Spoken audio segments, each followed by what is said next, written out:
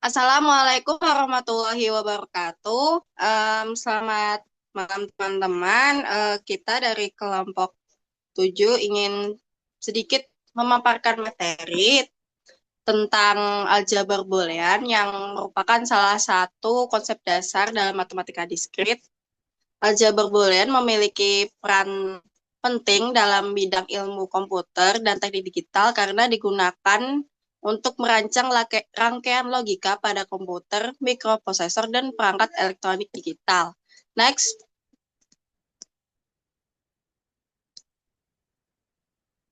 next, pengantar. Bin,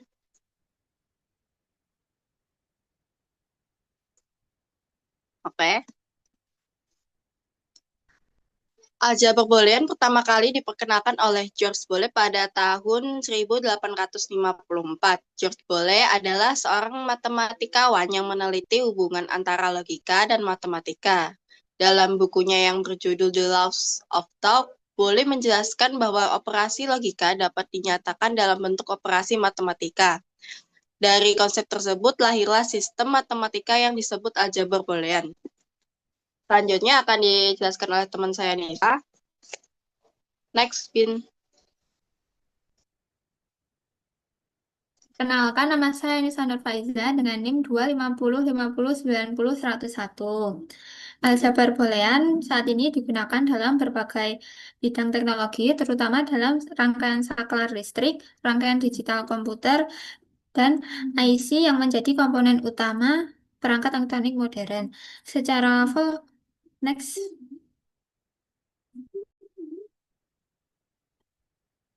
Secara formal, aljabar boolean memiliki struktur matematika yang dinyatakan sebagai B plus titik, koma atas, 0, dan 1. Struktur ini terdiri dari beberapa komponen penting. Pertama adalah B, yaitu himpunan elemen boolean. Kemudian terdapat tiga operator utama, yaitu operator plus yang merepresentasikan operasi OR, operator titik yang merepresentasikan operasi AND, operator koma atas yang merepresentasikan operasi komplement atau NOT. Selain itu, terdapat dua elemen khusus, yaitu 0 dan 1. Dalam sistem logika digital, 0 biasanya berarti false atau tidak aktif, 1 berarti true atau aktif. Dengan kombinasi elemen dan operator tersebut, kita dapat membangun berbagai ekspresi logika yang digunakan dalam sistem komputer. Agar suatu sistem dapat disebut sebagai aljabar boolean, sistem tersebut harus memenuhi 4 aksioma dasar. Aksioma yang pertama adalah identitas yang menjelaskan elemen yang tidak mengubah nilai operasi. Aksioma kedua adalah komutatif yang menyatakan bahwa urutan operasi N tidak mempengaruhi hasil operasi. Aksioma yang ketiga adalah distributif yang menjelaskan hubungan antara N dan OR. Aksioma yang keempat adalah komplement yang menyatakan bahwa setiap elemen memiliki pasangan komplement. Keempat aksioma ini menjadi dasar semua operasi dalam aljabar boolean. Selanjutnya akan disampaikan oleh teman saya. Silakan.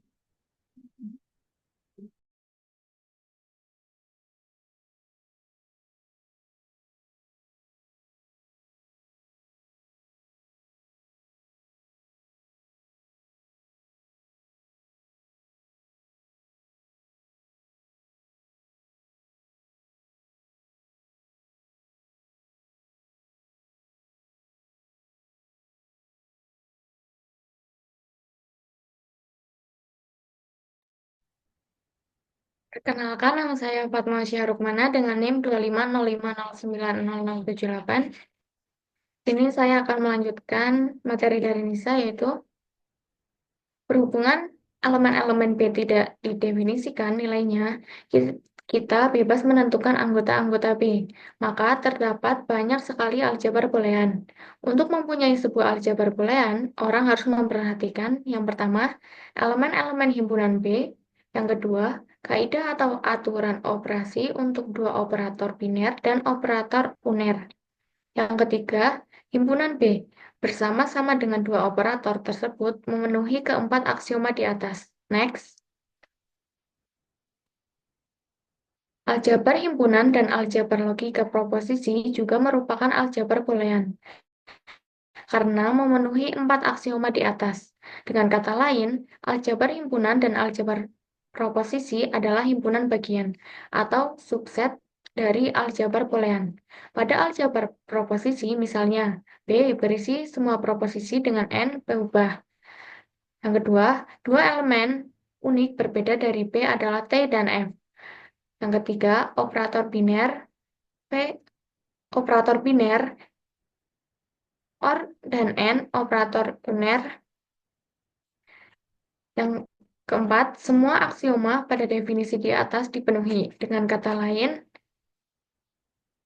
kurang dari B, N, OR, F, T adalah aljabar boolean. Next. Aljabar boolean 2 nilai merupakan aljabar boolean yang paling populer karena aplikasinya luas. Pada aljabar 2 bernilai B sama dengan 0,1.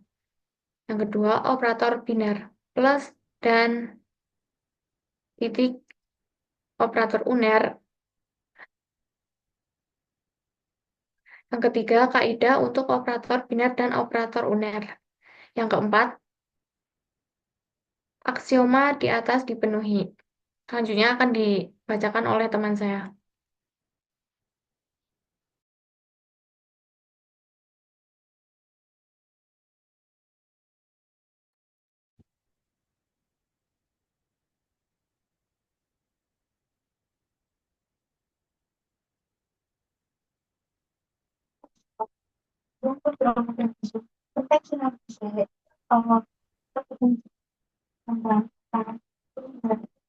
Perkenalkan, nama saya Dina Nuristian dengan NIM 25050090075.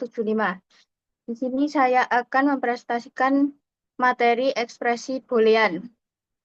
Ekspresi boolean dibentuk dari elemen-elemen B dan atau perubah-perubah yang dapat dikombinasikan satu sama lain dengan operator plus, titik, dan aksen. Contoh 1, 0, 1, A, B, A plus B, A kali B, A aksen dikali B plus C, A dikali B aksen, ditambah A dikali B dikali C aksen, ditambah B aksen, dan sebagainya. Next.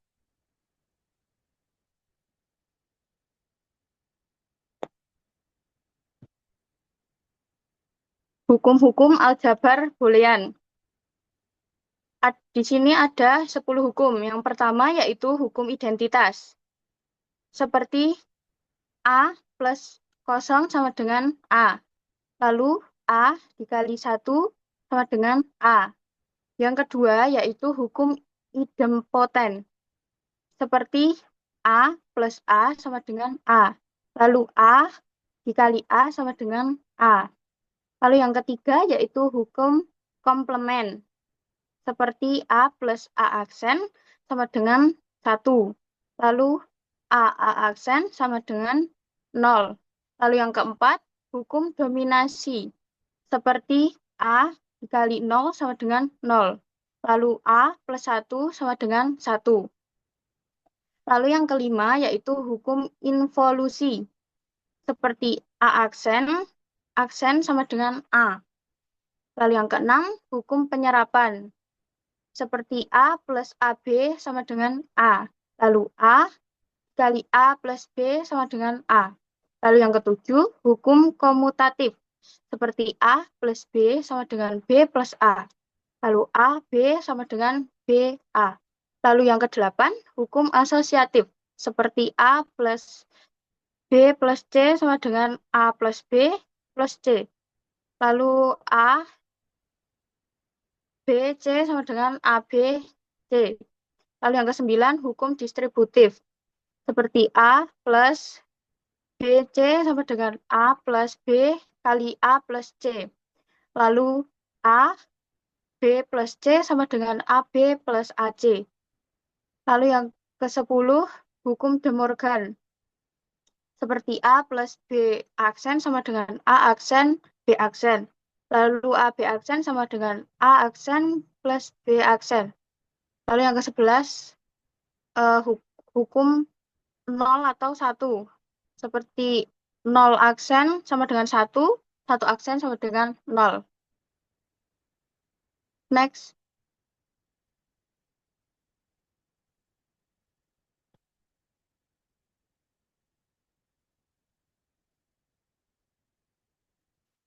Contoh yang kedua yaitu pembuktian bahwa untuk sembarang elemen A dan B dari aljabar boolean, maka kesamaan berikut A plus A aksen B sama dengan A plus B dan A aksen plus B sama dengan AB adalah benar. Penyelesaiannya seperti pada materi ini. A plus A aksen B sama dengan A plus AB plus A aksen B. Itu adalah hukum penyerapan. Lalu sama dengan A plus AB plus A aksen B itu sama dengan hukum asosiatif. Lalu sama dengan A plus A aksen B itu sama dengan hukum distributif. Lalu sama dengan A plus 1 kali B sama dengan hukum komplement. Lalu hasilnya A plus B, yaitu hukum identitas. Lalu penyelesaian yang kedua yaitu A aksen plus B sama dengan A aksen plus AB, yaitu hukum distributif. Lalu ada sama dengan 0 plus AB, yaitu hukum komplement, dan hasilnya AB, hukum identitas. Next. Yang selanjutnya akan dilanjutkan oleh teman saya yang selanjutnya.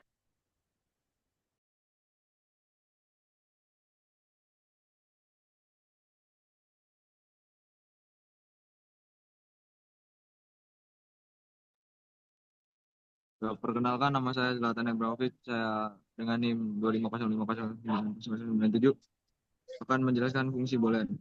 Contoh-contoh fungsi boolean. F dalam kurung X sama dengan X. Itulah setiap perubahan dalam fungsi boolean termasuk dalam bentuk komplement disebut literal. Fungsi H X, Y, Z sama dengan X, Y, Z terdiri dari 3 buah literal yaitu X, Y, dan Z. Jika diberikan X sama dengan 1, Y sama dengan 1, Z sama dengan 0, maka nilai fungsinya adalah H dalam kurung 1, 1,0 sama dengan 1 kali 1 kali 0 petik sama dengan dalam kurung 1 kali 1 kali 1 sama dengan 1 kali 1 sama dengan 1. Next. Bentuk kanonik. Ekspresi boolean yang menspesifikasikan sesuatu dapat disajikan dalam 2 bentuk berbeda. Pertama, sebagai penjumlahan dari hasil kali, dan kedua, sebagai perkalian dari hasil jumlah. Contoh, bisa dilihat sendiri, ada 2 buah fungsi yang sama. Next. Midterm. Suku dalam kurung term di dalam ekspresi boolean mengandung literal yang lengkap dalam bentuk hasil kali. Maxterm. Suku dalam kurung term di dalam ekspresi boolean mengandung literal yang lengkap dalam bentuk hasil jumlah. Contoh, F X Y Z sama dengan X Y Z tambah X Y Z tambah X Y Z. 3 buah mixed term, min term, X Y Z, bla bla bla. Bisa dilihat sendiri, dan selanjutnya akan dijelaskan oleh teman saya. Terima kasih.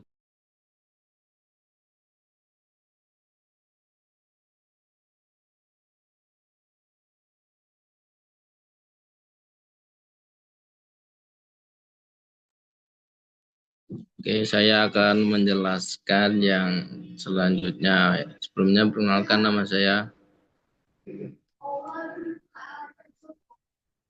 Muhammad Al-Baimi Hamzah dengan NIM 2505090106. Ya, saya akan melanjutkan penjelasannya. Misalkan perubahan variabel fungsi boolean adalah X, Y, dan Z, maka X action Y itu bukan min term karena literal tidak lengkap. Atau Y action, Z action yaitu bukan min term karena literal tidak lengkap. X, Y, Z, X, Y, Z, X action, Y action, Z min term karena literal lengkap. X plus Y bukan min term karena literal tidak lengkap. X action plus Y plus Z action min term karena literal lengkap. X action plus Y action plus tambah Z yaitu bukan max term. Ekspresi boolean yang dinyatakan sebagai penjumlahan dari satu atau lebih min term atau perkalian dari satu atau lebih max term disebut sebagai bentuk kanonik. Oke, next. Jadi ada dua macam bentuk kanonik, yaitu satu penjumlahan dari hasil kali, yang kedua perkalian dari hasil jumlah.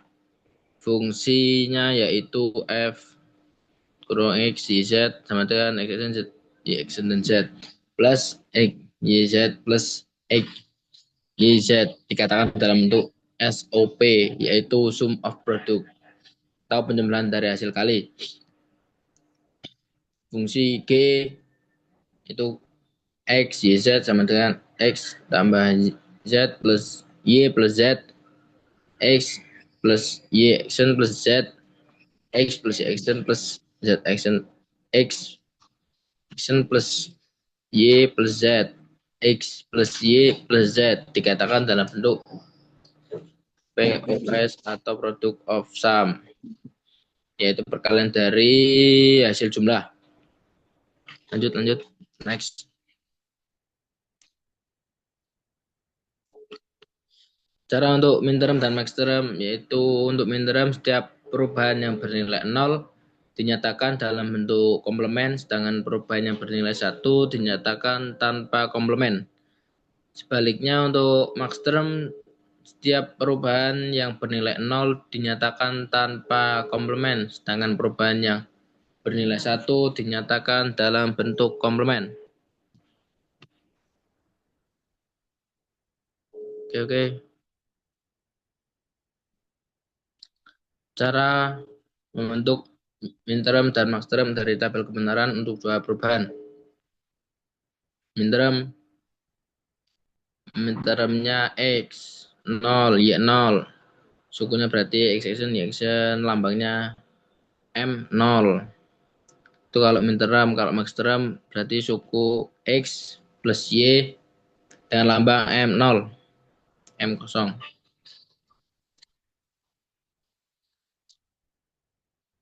Nah, terus selanjutnya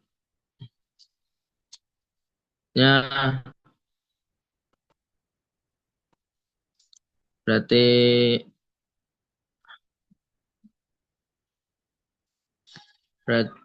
0 X 0 Y 1 X action Y itu sukunya min term, terus lambangnya M1. Terus max term sukunya X plus Y, lambangnya sama, huruf M besar dan 1. Terus X1 Y 0 untuk min term sukunya XY action, lambangnya M2. X action plus Y yaitu sukunya max term, lambangnya sama M2. Untuk X Y X1 Y1 untuk min term sukunya XY, lambangnya M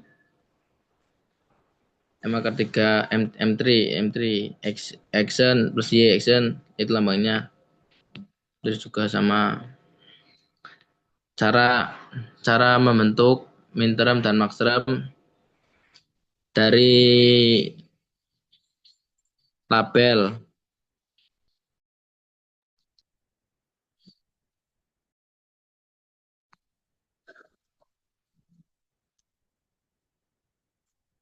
minterm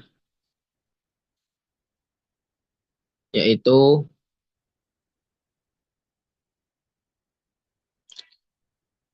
itu mintermnya X 0 Y 0 Z 0 sukunya X Y Z lambangnya M0 maxterm suku X plus Y plus Z lambangnya M0 X 0 Y 0 Z 1 itu mintermnya lambangnya X action Y action dan Z lambangnya M1 sukunya X plus Y plus Z. Terus lanjut untuk yang ketiga. Sedangkan X-nya 0, Y-nya 1, Z-nya 0. Sukunya yaitu X, action Y, Z. Lambangnya M2. X plus Y plus Z. Lambangnya juga X2.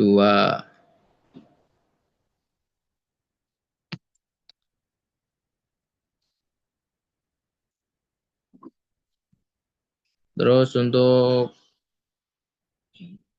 selanjutnya yaitu X-nya 0, Y-nya 1, Z-nya 1. Mintermnya sukunya X, Y, Z. Lambangnya M3. Maxtermnya sukunya X plus Y plus Z. Dan lambangnya sama M3. Selanjutnya X-nya 1, Z-nya 0, Z-nya 0. Lambangnya XYZ. Sukunya 4, mintermnya X, X dan Z. Lambangnya 4. Minterm X1, Y0, Z1, XYZ. Sukunya lambangnya itu seperti M5. X plus Y plus Z. Maxterm itu sukunya lambangnya M4. Minterm X1, Y1, Z0, sukunya XYZ, lambangnya M1 sebagai minterm, dan X plus Y plus Z, itu sukunya maxterm, lambangnya M6. Untuk minterm X1, Y1, Z1, sukunya XYZ, lambangnya M7, maxterm, sukunya X plus Z plus Y plus Z, lambangnya M7. Jika sebuah next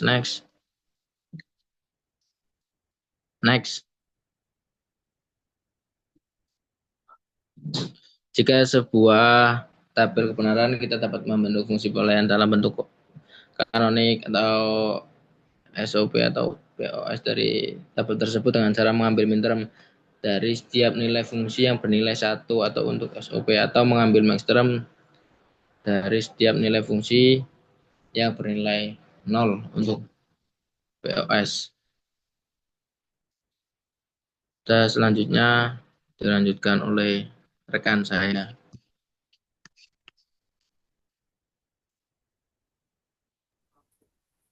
Oke, Kak. Selanjutnya kita akan membahas tentang beta Carnot.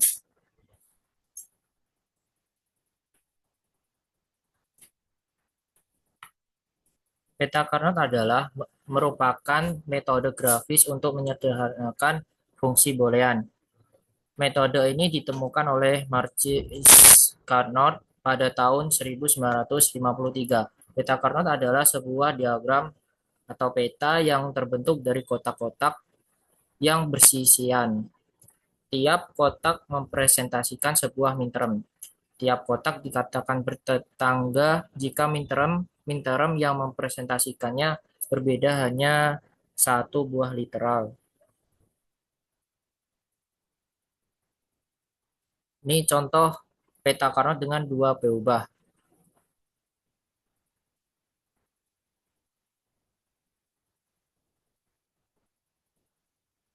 Contoh peta Carnot dengan tiga peubah.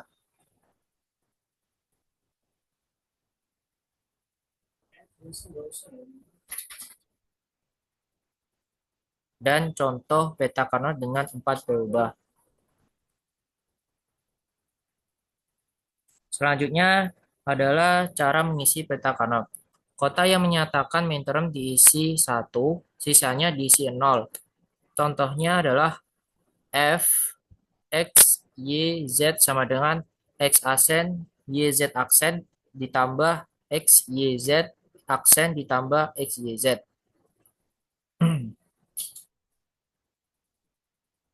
Ini contohnya. Eh,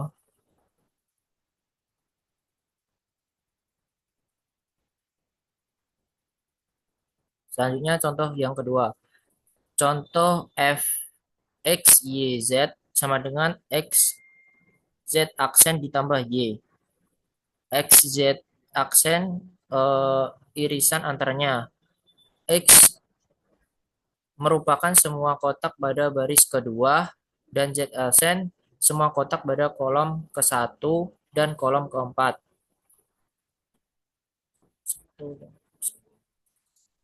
Y merupakan semua kotak pada kolom ketiga dan kolom keempat.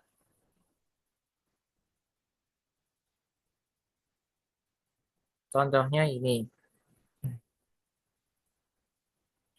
Selanjutnya adalah pengisian peta Carnot dari tabel kebenaran. Tinjau hanya nilai fungsi yang memberikan 1. Fungsi boolean yang mempresentasikan tabel kebenaran adalah f(x), y sama dengan x aksen, y aksen, z ditambah x y aksen, z aksen ditambah x y aksen, z ditambah x y z.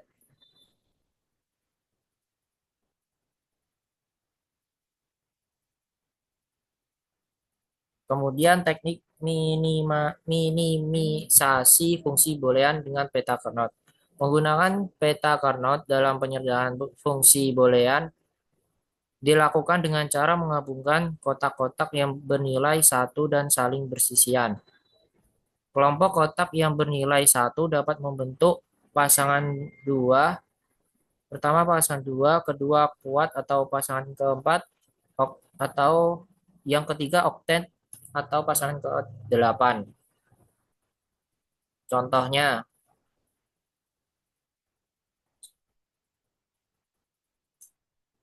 contoh pasangan. Ini bukti secara aljabar. F WXYZ sama dengan WXYZ ditambah WXYZ aksen. Terus ini dipindahkan Z ditambah Z aksen.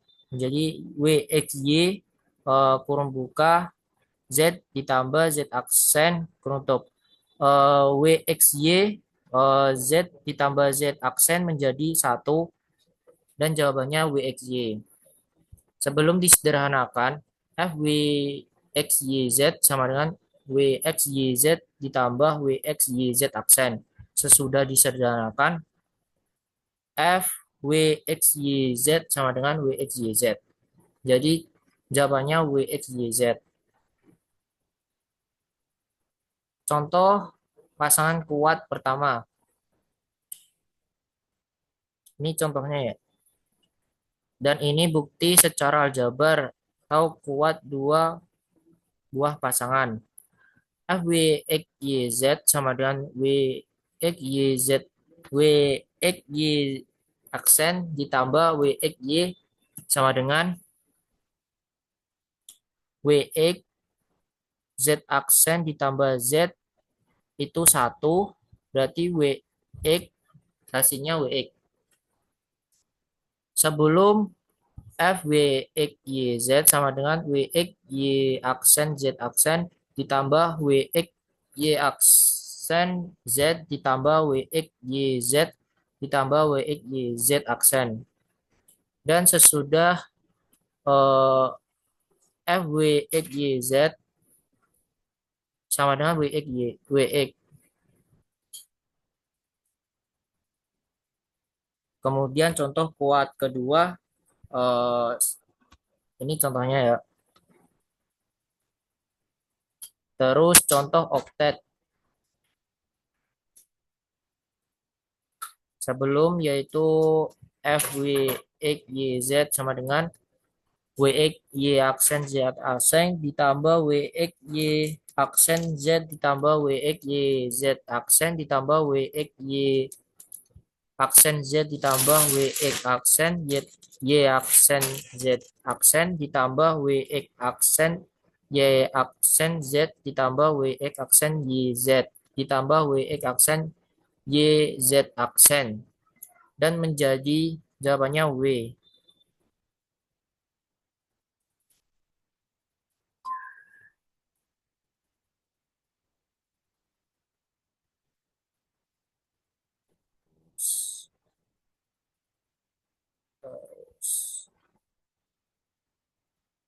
Tek- Seterusnya adalah tips menyederhanakan dengan peta Carnot. Kelompokkan satu yang bertetangga sebanyak mungkin, terus dimulai dengan mencari oktet sebanyak-banyaknya terlebih dahulu, kemudian kuat, dan terakhir pasangkan. Contohnya ini. Terus contoh keduanya.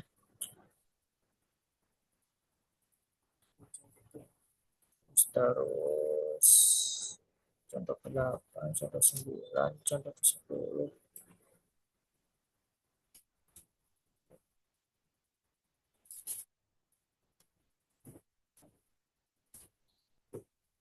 Selanjutnya adalah keadaan don't care. Keadaan don't care adalah kondisi nilai berubah yang tidak diperhitungkan oleh fungsinya. Artinya nilai 1 atau 0 dari berubah don't care tidak berpengaruh pada hasil fungsi tersebut. Contoh pertama, peraga digital angka desimal 0 sampai 9. Kedua, jumlah bit yang diperlukan untuk mempresentasikan 4 bit. Yang ketiga, bit untuk angka 10 sampai 15 tidak terpakai. Contohnya ini. Ini pada bit 0 sampai 9 masih dinilai dengan angka desimal 0 sampai 9. Terus bit selanjutnya keadaan don't care atau tidak bisa dibaca. Penjelasannya dalam menyederhanakan peta Carnot yang mengandung keadaan don't care ada dua hal penting sebagai pegangan. Pertama, kita anggap semua nilai don't care atau X sama dengan 1 dan kemudian membentuk kelompok sebesar mungkin yang melibatkan angka 1 termasuk tanda X tersebut. Kedua, semua nilai X yang tidak termasuk dalam kelompok tersebut kita anggap bernilai 0. Dengan cara ini, keadaan X telah dimanfaatkan semaksimal mungkin dan kita boleh melakukan secara bebas. Contohnya, sebuah fungsi boolean f dinyatakan dengan tabel berikut. Minimisasi fungsi f sederhanakan mungkin. Contohnya gini. Dan penyelesaiannya gini.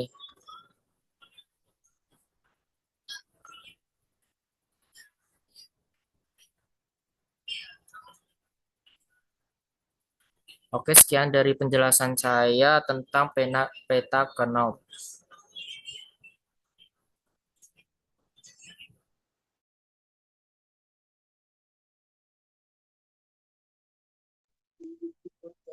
Oke, terima kasih teman-teman semua. Mohon maaf jika sedikit materi yang kita sampaikan ada banyak kesalahan dan mohon dimaafkan ya. Cukup dari kelompok kami. Wassalamualaikum warahmatullahi wabarakatuh. Waalaikumsalam, waalaikumsalam, assalamualaikum.